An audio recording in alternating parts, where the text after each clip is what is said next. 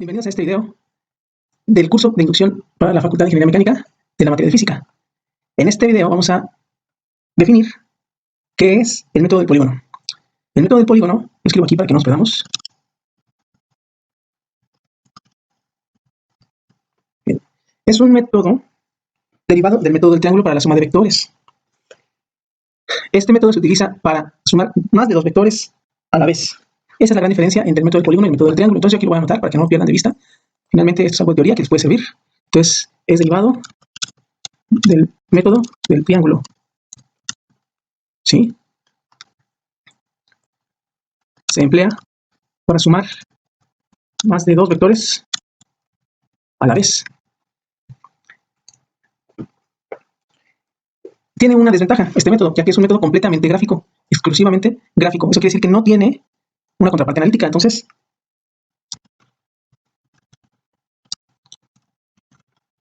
al no tener solución analítica, este método se vuelve muy restrictivo, es decir, que no podemos ampliarlo para muchos casos. Generalmente se restringe, puede restringirse a casos especiales, como cuando hay tres vectores cuya suma es un glorioso cero. ¿Sí? Entonces, esas son las principales características del polígono. Entonces, tiene esas cuatro características y aparte podemos distinguir, digamos, el proceso de cálculo para desarrollar el método del polígono, ¿sí? Bueno, no es cálculo, es el proceso para desarrollar el método del polígono. Acuérdense que es un método completamente gráfico. Entonces, como es completamente gráfico, hay que seguir bien atentos los pasos para realizarlo, ¿ok? Entonces, número 1, se dibuja el primer vector.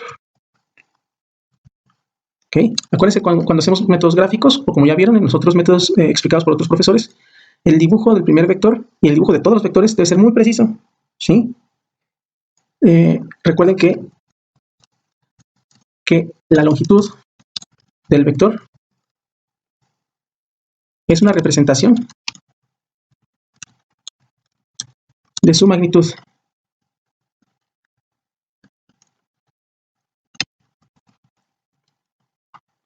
Es una representación de su magnitud, entonces la longitud es muy importante. Y también acuérdense que la dirección que lleva ese primer vector debe ser muy precisa y deben de medirlo perfectamente con una herramienta. Puede ser un transportador, puede ser, si está haciendo un dibujo en una máquina, o sea, un dibujo en computadora, pues utilizando alguna herramienta especial para medir perfectamente el ángulo, dirección y sentido de ese vector, ¿sí? Bien. Después se dibuja el segundo vector, iniciando en el punto donde termina el primer vector. Exactamente igual que el método del triángulo, el primero y el segundo deben cambiar la cosa. Como tenemos varios vectores que se están sumando, nosotros vamos a hacer la suma de todos ellos. Entonces, si hay 3 vectores, 4 o 5, tenemos que repetir, ¿sí? Entonces, se dibuja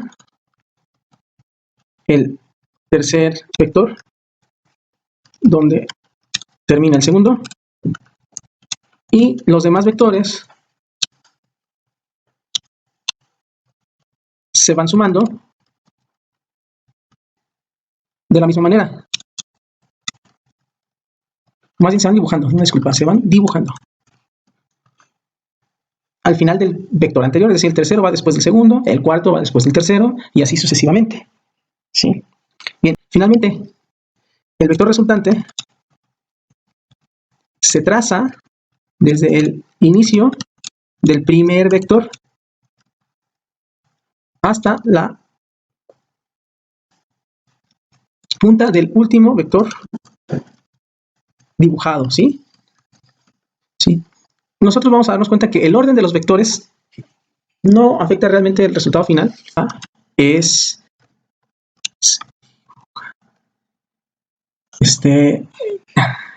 que al ir trazando los vectores, pues vamos haciendo una figura irregular.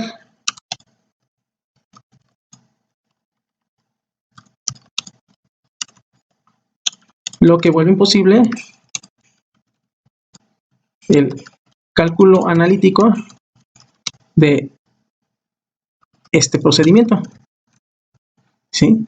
El problema de este procedimiento es que, como es gráfico, una pequeña analítico, me equivoqué con el acento, analítico de este procedimiento, una pequeña desviación que no hayamos tomado en cuenta o que tracemos mal un ángulo nos va a producir un resultado equivocado, ¿sí?